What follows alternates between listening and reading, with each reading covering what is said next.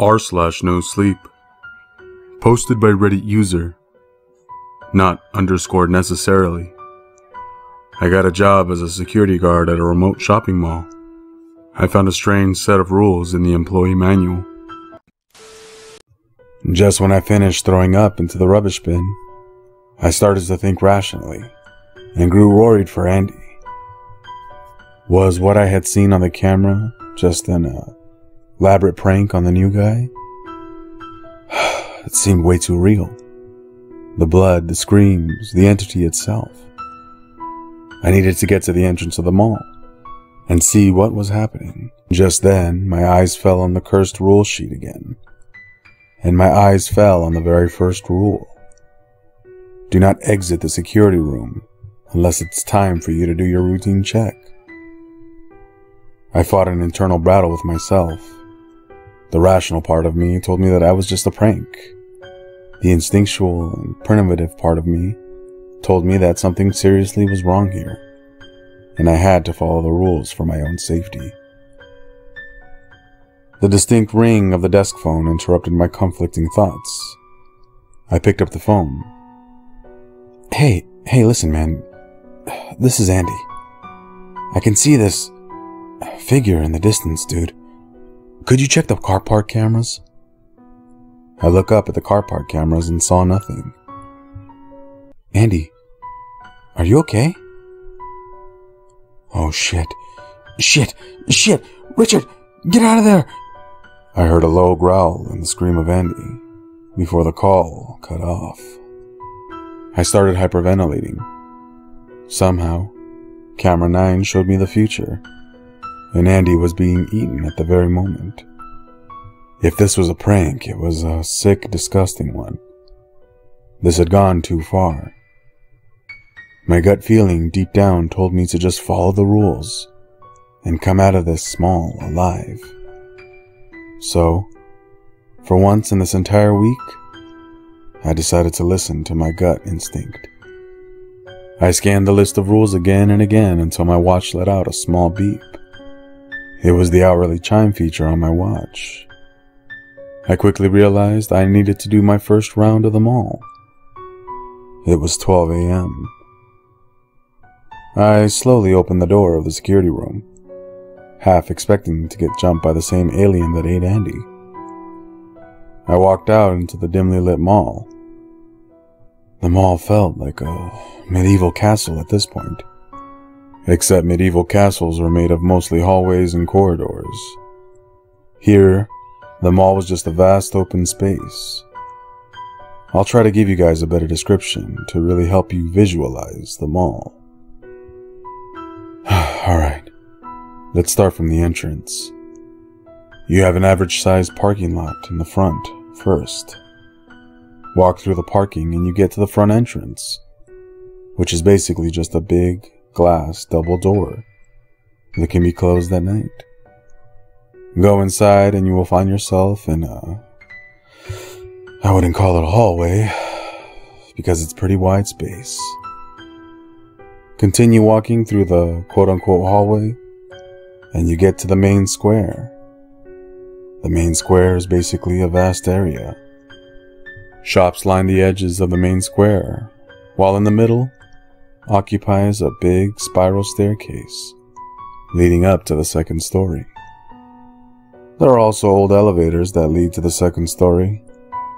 The lighting is terrible for a shopping mall, and most places are poorly lit. I guess if the shop lights were on, the main square would definitely be brighter. Otherwise, the square was drowned in shadows and darkness. It's a darkness which you can still see, but you may mistake something for another thing. It's the type of darkness that makes you feel like some monster is right behind you. It's the unnerving type of darkness. The type of darkness in your closet when you mistake your coat for a unwelcome home intruder. While you can still see the coat in the darkness, it's the darkness that masks it and makes it look like something else. That's the kind of darkness I'm talking about. Climb up the staircase and you get a second floor. The second floor is an exact replica of the main square, along with the same lighting issues. The middle, however, is cut out and you can actually overlook most of the main square along the entrance if you lean over the edge. My security room is quite discreet. You have to go to the right of the second story and you'll find a discreet door in the corner, leading to my security room, via another flight of stairs.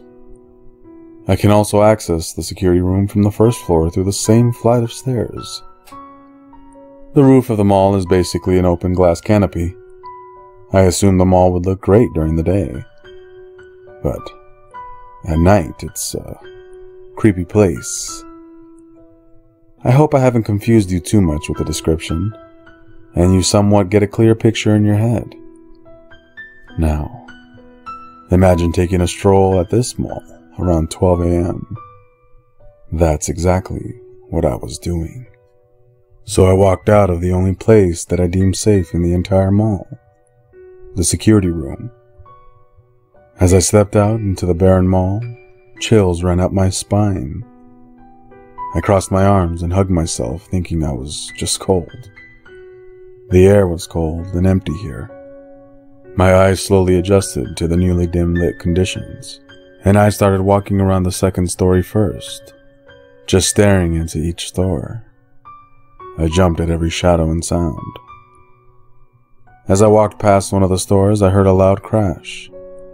It made me jump back as my heart started pounding violently in my chest. My veins were full of adrenaline, and I swear I could have beaten the world's fastest athletes then. I looked directly in the direction of the sound and noticed that some of the items had just fallen over. I sighed in relief and dismissed the incident when a thought suddenly blossomed in my already panic-stricken mind. Why did the items fall over just as I was near them? Is this just a coincidence?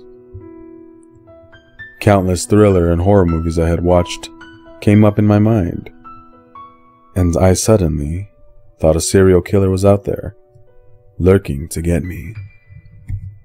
It was way worse than that. My ears picked up on a faint crying sound from a store, and I immediately looked over. A ghostly white tall woman emerged from the rows.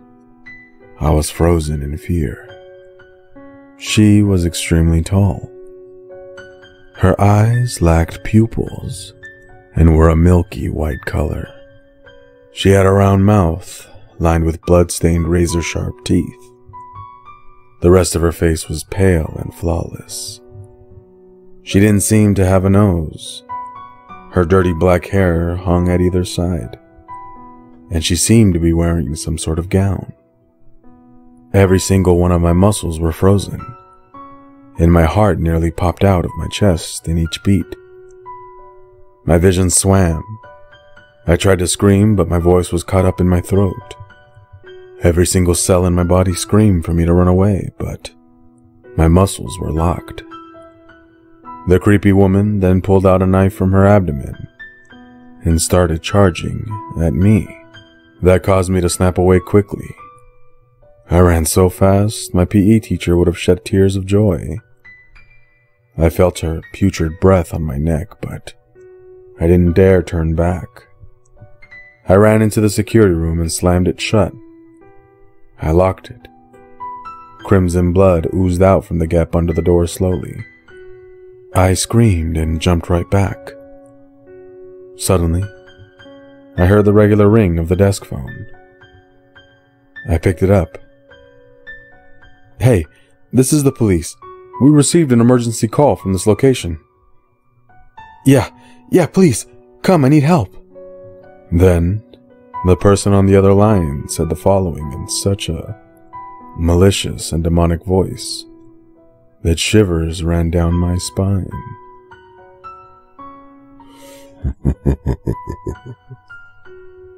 It isn't that easy to get out of here. Then suddenly, my ear felt wet. I pulled the receiver away to see that a thin, coal-black hand had somehow come out of it. The hand looked like it had been severely burnt. It suddenly moved forward and extended further. Its sharp claws clawed at my ear. I lost a bit of my ear and felt an intense stinging pain in that area. I threw the receiver away as my vision blurred, with tears in my eyes. The hand then retreated back into the receiver, with the bit of my ear it took. And suddenly, I heard the high-pitched beep again.